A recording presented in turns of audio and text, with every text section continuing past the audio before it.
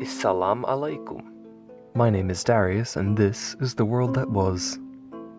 Today I'll be making a simple medieval drink from 13th century Egypt. One that's still drunk today. A very simple but very refreshing drink called Subiyah.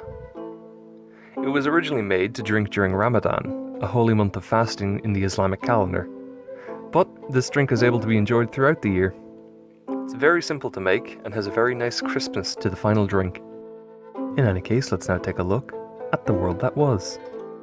To begin with, decrust 3 slices of sourdough bread and tear it into small chunks before placing them into a bowl. The original recipe simply requires bread and gives no elaboration. So I went for sourdough bread because it has a more distinct taste than a regular slice of white bread.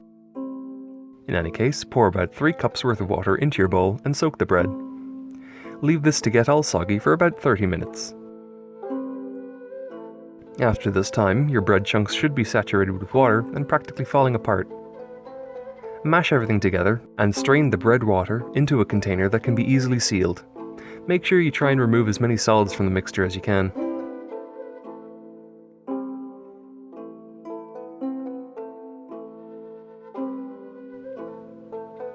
Next, toss in some parsley leaves into your container with the water, along with some fresh mint and a handful of cardamom that you've handily crushed off screen. Mix everything together and seal up. I used a mason jar for this because it's convenient, but in antiquity people would have used a damp cloth placed over the opening of the container. Leave this aside for a day or two at room temperature.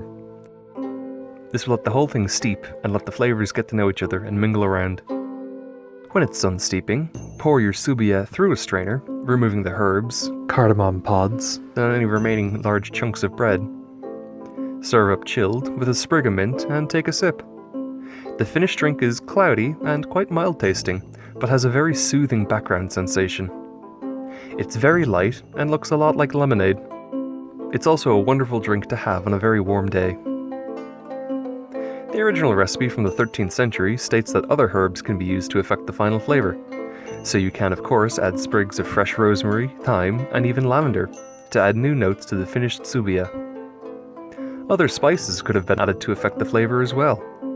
Cinnamon, for example, would have been used in the late medieval period, as at this point Egypt would have become an important point of trade between the Mediterranean and Arabian seas, and therefore a major maritime crossing point of the spice trade. In any case, I hope you all enjoyed this look at the world that was.